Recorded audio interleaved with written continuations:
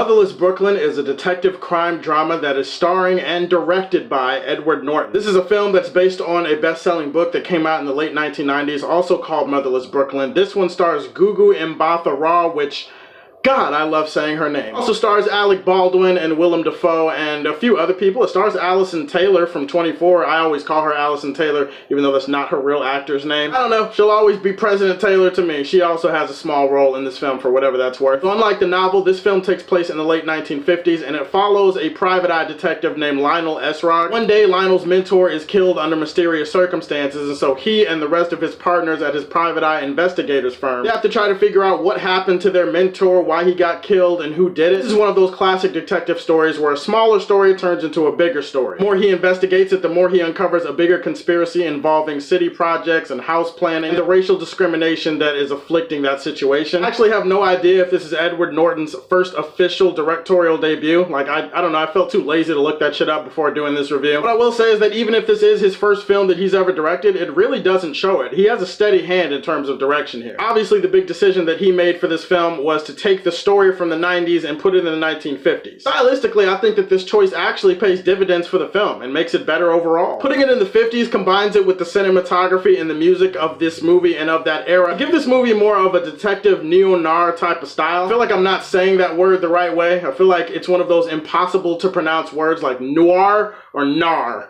I don't know. Don't judge me. You have trouble pronouncing it too. The point is, the way this film is shot and directed, it gives it that old school, old-fashioned throwback feel. Obviously, because it's neo-noir or whatever it is, the cinematography lends itself to shadows and darker, more muted lights. Only nitpick I have with that is that there are some scenes where it seems like the lighting is a little bit too bright, a little bit too sharp, but overall, I think the movie has solid cinematography depicting the 1950s for what they are. The bright, shiny-ass cars and the building projects and the way that people moved and talked, their clothes, their hats that they wore. The performances in the movie are all really good. Edward Norton plays a detective who is struggling with Tourette syndrome, basically a condition where he has these spasms that force him to say really random and weird things out loud and he can't help it. He has these weird neck spasms where he has to move his neck over to the right or whatever, and it forces him to just say a bunch of silly stuff. And it adds an air of unpredictability to a lot of his scenes. This could have just been your standard issue, straightforward procedural detective story, and instead has this detective who has this weird condition, this tic that gets him through every scene. Because of this, you're not really sure what he's going to say in every scene, and you're not really sure how other people are going to react to him, and I don't know, it just added a little bit of something to his character. Unexpectedly added some levity and some humor to the situation. Not that the movie tries to make fun of his affliction, it's more that it just gives this movie that extra kick of humor that I don't think it would have had if it tried to play it straight up. Alec Baldwin is not in the movie that much, but he is a complete scumbag, and I hate him in this movie, and it's a testament to how good he is at playing people that are hated. Gugu is also the other actress in this movie that really shines. She's a great actress in general. She's one of my favorite actresses working today. She's the one that brings the emotional core to this movie. She's the one that gives it that emotional depth that I don't think it would have had otherwise if it weren't for her performance. Not only is she fine as hell, and not only does she have an amazing name that's really fun to pronounce, but she's also giving one of the best performances in this movie. There's also a scene in this movie that I will not spoil. It kind of accentuates Gugu and her curves a little bit, and it's just, I don't know, it's like the filmmakers were thinking of me with that scene. I would say that the pacing and the direction for the first hour of the movie is really on point. Like, I was on board, I was hooked into the story, I was interested to see where it was going. I also think this movie has something interesting to say about power. The things that people will do to get power and what you can do once you have power, and kind of the helplessness that comes from a situation like that. Unfortunately, when it comes to Edward Norton and this movie and his directing, I don't think it's necessarily about how he started,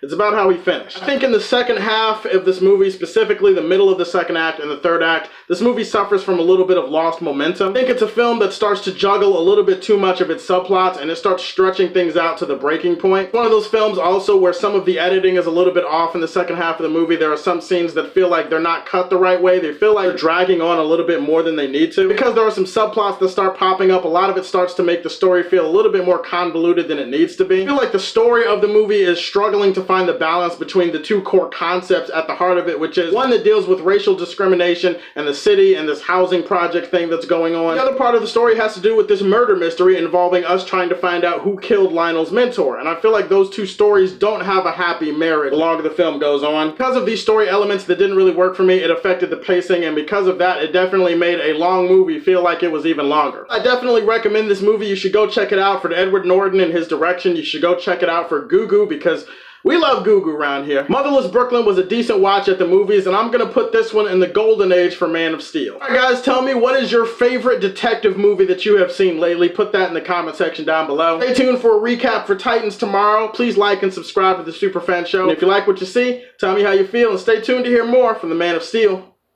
Peace.